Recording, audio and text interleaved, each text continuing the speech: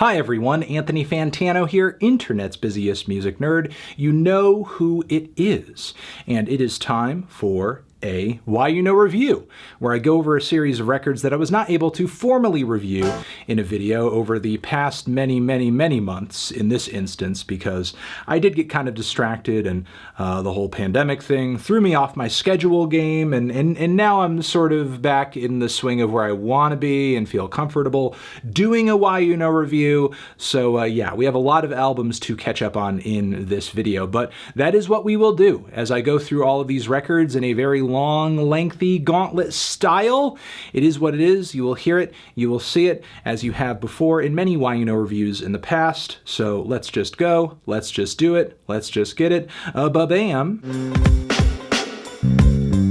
Latest LP from Soccer Mommy over here, a band that I have not been a huge fan of up until this point, and this new record over here didn't blow me away, so no love lost there. I kind of anticipated I would be underwhelmed, but I guess I will say the recording quality and production this time around is a lot nicer, a lot sweeter, a lot cleaner, which I suppose fits the very serene and chill and laid back sleepy songwriting style and vocals that you may typically find on a Soccer Mommy track. I just don't get a lot out of it personally. I get the appeal, I think it's a nice vibe, but there's not a lot about Soccer Mommy's sound that really sticks out to me.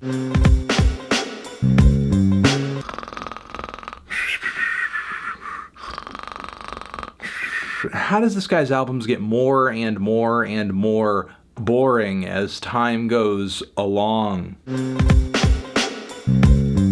Post-punk and garage rock outfit Viagra Boys. They came through with this grimy, nasty little EP, which is pretty disgusting on some tracks. There are a few, I guess, stylistic changes of pace here that I wouldn't have anticipated, that don't go over that well, fall flat on their face. There are a couple of tracks that sound like they could have fit into the track list of Streetworms, their recently released album that's actually pretty cool. I regret not reviewing that one. I don't know if this is indicative of a new way forward or a direction or anything for Viagra Boys at this point, but the band is still sounding pretty good and certainly one of the most promising acts out there in their lane today. So can't say I really got into this new Pantha du Prince, while the groovier tracks I thought had their moments and were pretty cool. The spots that were a lot more ambient or featured very tribal drumming, percussion, and lots of open space. Moments that were more impressionist or didn't really have that strong of a direction or anything. Yeah, it just felt like a relaxation sound effects tape or something some of the time.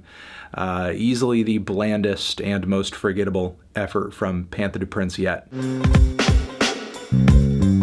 Drew Daniel of Matmos fame has come through under his Soft Pink Truth side project with a few records this year already, one of which is a full record of covers of crust punk songs that feature a lot of breakbeats and nasty vocals and somewhat harsh synthesizers.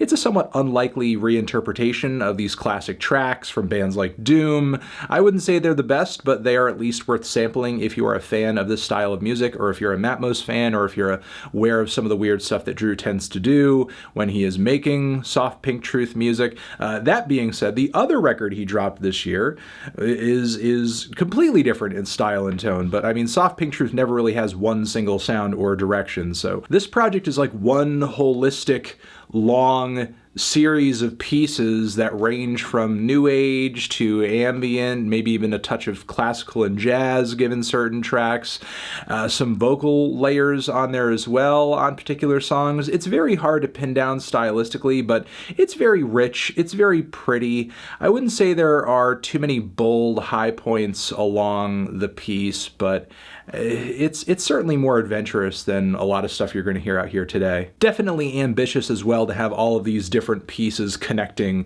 into one holistic listen as well. So I don't know, I'm a little on the fence with it, but I still give it like an A+ for effort. K-pop outfit Twice has come through with a very short, somewhat hit or miss project over here. There's some great pop highlights on here, but the moments that I guess, dip a little into some reggaeton or some trap, really kind of going a little more international or Western with the sound, fall flat on their face, in my view.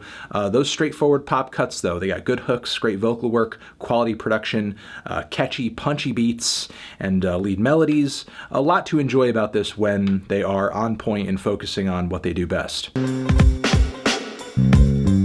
If you are in the market for some blistering, screaming, savage, brutal, just ripping your face apart grindcore, then give this thing a listen, give this thing a shot. It is a little one-note yes, and I think there are a lot of songs and moments that kind of breeze by and get lost in the haze, get lost in the chaos, but it's easily one of the most intense listens I've had this year, with it being as short as it is. Is there any alternative R&B project that is more devoted to giving listeners the most standard and unadventurous version of this genre as possible as Division? Because if there is, I'm just not sure that I've heard it. Wasted Shirt is a super duo collaborative effort featuring Brian Chippendale, drummer of Lightning Bolt fame, and Ty Segall. And they come through with a very wild, mutant combination of noise rock and garage rock and psych rock on this thing. There are a lot of crazy tracks, but some duds as well. Not a lot of direction, not a super cohesive sound as well. But if you're a fan of either of these two and you want to hear them wildly experiment, and that's the thing, I guess that's truly the appeal of this thing. They really go out there and they really come through with something that isn't too orthodox or too typical for either of them. So while there are some moments that don't turn out that great, at least they're taking some big risks on this thing and really like letting loose on this series of tracks.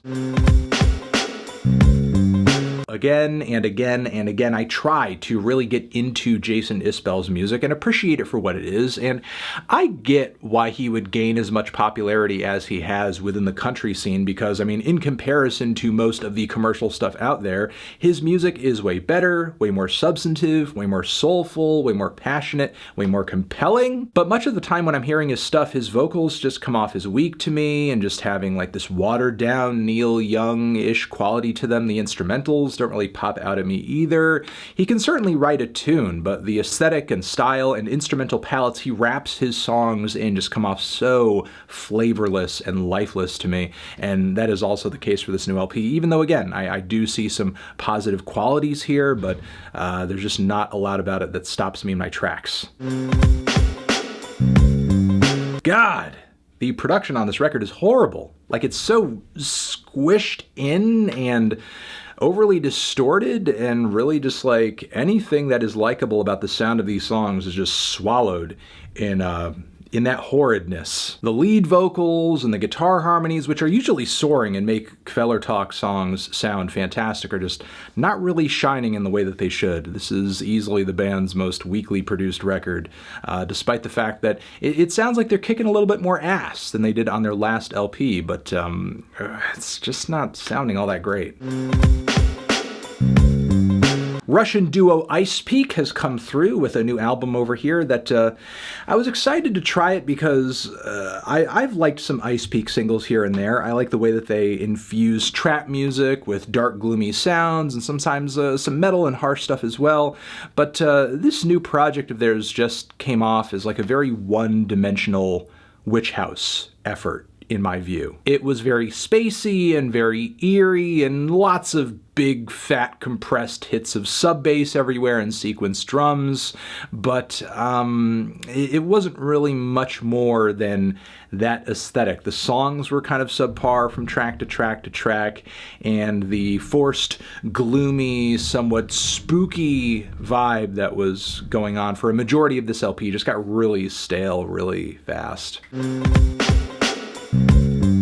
Sightless Pit is a recently formed collaborative duo featuring Kristen Hayter of Lingua Ignota fame, Dylan Walker of Full of Hell, and Lee Buford of The Body. Of course, I mean, given the backgrounds of each of those individuals, this is a pretty harsh listen. There are a lot of electronics, a lot of nods to death industrial music, a lot of nods to noise music as well. I guess my biggest issue is that along the track list, it's just not that consistent in terms of songwriting quality as well as just sound and style. There are cuts here that sound like they could be a very weak Lingua Ignota cut. There are songs on here that sound like they could be The Body song. So there's not a lot of strong direction to this thing, but what I will say is that there are some fantastic highlights here, some intense songs and moments, some great vocal performances too, and some excellent sound play. It's just not very cohesive as an entire experience, but I don't know, there was enough worthwhile here that it would make me curious to possibly hear another from them.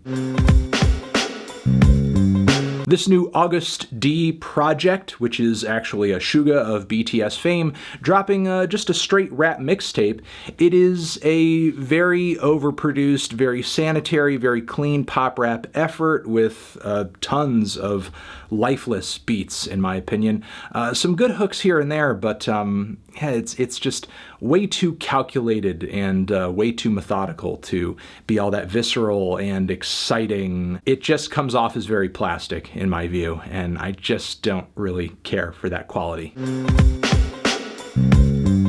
You know, there was a time when Shabazz Palaces was really at the forefront of experimental and psychedelic hip-hop in the 2010s, and it is just so sad and disappointing to have heard that slowly drop off in the way that it has over the course of the Shabazz Palaces discography. And this latest effort might be the worst yet, because it's really not even surreal or trippy or mind-altering at this point. It just sounds sloppy, and I'm not even sure what else to say about Shabazz Palace's output at this point, really. I'm just going to say it. While I'm sure Young Thug and Chris Brown were excited to work together on this record, and they have some crossover audience, obviously, I just don't think their styles make sense together. Chris Brown is just way too calculated, clean, just spotless in his style, delivery, and performance. And Young Thug just has a lot more personality. He's more eccentric, he's more wild, he's more out there. I guess in a way that could be complimentary, but I just don't think that was the case on this record over here, because I feel like Young Thug gave so much of that up in order to make this, because this thing was just so freaking predictable and boring and actually in some pockets lazy. I just I don't get it. I don't get it. It's just bland. Boring. Next. Ooh. Part of me really likes the sound of this Caustic Wound album. It is thick, it is crushing, it is heavy, it has this power violence, grindcore quality to it, but then the guitars are scuzzy and distorted and disgusting. The vocals are guttural and overpowering too. It feels almost sludgy and death metal inspired at some points as well. I am liking that, but not a lot of it is sticking out outside of like a super brutal vocal performance and a few catchy riffs here and there. It is a total onslaught, I give it that, but not much is translating out of the mayhem. You know, I can appreciate the subtle, groovy, and neat little nuances that are worked into much of the production off of this new Yaeji project, and I have been waiting for the opportune moment to cover her work in, I guess, a more formal and long-form way, but I just feel like this project's not it, mostly because the vocal performances are terrible. The singing on this is awful. It is not good singing at all. I mean, again, production is fine, and I feel like on some of her early stuff that helped her pop off, the vocals weren't that bad, but they have really taken a turn for the worse on this, and hopefully on whatever comes through next, it's improved. I'm not even a Pearl Jam fan, and this Pearl Jam record was hard to listen to. Much of the time, the band doesn't even really do much of anything great in their trademark sound, and they're just like fooling around with aesthetics and ideas from other bands and just like doing way worse with them. There's even a really shitty track on here that sounds like a bad Talking Heads song. I don't get it at all. I feel like Pearl Jam is very obviously running out of ideas here, and the sound of that is very unflattering. The new EOB, aka Ed O'Brien of Radiohead fame, solo effort, which a lot of people have been hyping up, but I'm not as crazy about it, frankly. I mean, there are some good qualities about it, quality production, some good songs on it too. But the best tracks, the best highlights on here are songs that sound like they could have made it onto any number of Radiohead albums over the past 10 years or so, or maybe even a little longer than that. The folkier and more abstract spots that veer away from that are not very good or memorable by any means. And the vocals as well, I think, across the record are kind of weak. But if you're a Radiohead diehard and you want to hear some stuff that sounds like it would kind of scratch that itch, sure, give it a listen. Go for it. I mean, what Ed is doing here sounds more Radiohead than even some of Tom's solo stuff, so why not? So Bad Bunny has seen fit to treat us to another project in the year of 2020, but this collection of songs, I guess, is just a bunch of songs that did not make it onto his album, his much more enjoyable album that dropped earlier this year. Yeah, again, leftovers, and it kind of sounds like it. I mean, these tracks are nowhere near as well crafted or psychedelic or really poppin' off in terms of sound play or vocal performances. I mean, if you're a Bad Bunny diehard and you are loving the fusions of reggaeton and trap that he's been pulling together, give it a try, because certainly there are some highlights here, but don't expect this to be as great in quality. New record from ULCERATE, and the production, especially the drums on this thing, are so oppressive, they are so sequenced, they are so mechanical, it makes this thing nearly unlistenable. It just sounds like noise to me, and not in the cool, fun, like, hey, we're gonna make a noise record kind of way. It just sounds like static to me. I really can't, I don't know.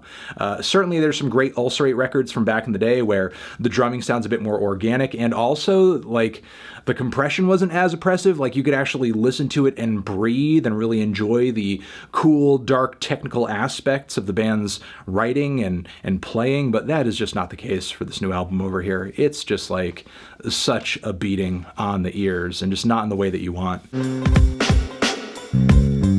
It's pretty cool that John Darnielle has seen fit to drop a Mountain Goats album that goes back to the lo-fi tape days, and I will admit, as a big fan of that era, hearing him do something like this was kind of exciting. It sort of brought back old memories and stuff like that. But I gotta say, and I have to admit, when comparing it to the old stuff, like, yeah, sure, it sounds exactly the same. Like, John has not missed a beat over the years. Like, it's really just a blast from the past. If I was told that this is like a record from that era that never came out, I would believe it. But the song quality is just not as great. The song quality, songwriting ideas, and the lyrical wit is just not as much there. While performances are good, sound is there as much as a lo-fi Mountain Goats album can you know, it can be there. You know what I'm saying? While all that is there, those qualities are there. Just not my favorite batch of John Darnielle songs. Just not my favorite batch. If you are in the market for some indie rock and power pop, give this record a listen. It's got some decent songwriting, some decent vocals, and a bit of pep in its step as well. But I gotta say, it is a little boilerplate, and it is a little run-the-mill for these genres. But it's not bad. It's not terrible. Certainly not awful. You know, they're not doing an injustice to these styles. And there are some good songwriting highlights here and there too.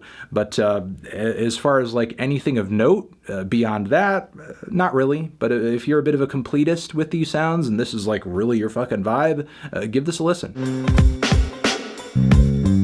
Like it is to be expected with almost any Magnetic Fields album, we have a new concept being born in this Quickies record, which is just a very long series of quick, fast, short songs that are quite silly in tone, many of them, and I don't really like the humor in a lot of them. I mean, Magnetic Fields are, in the past, no stranger to humor, of course, but putting out songs where you're talking about, like, I don't know, tits being big, but you're talking about the type of bird and getting sticky off of a bathroom quickie, that's some very bad, like, Chic Your Booty era Frank Zappa type of humor that just isn't really all that funny. Like, certainly Magnetic Fields have been funnier in the past.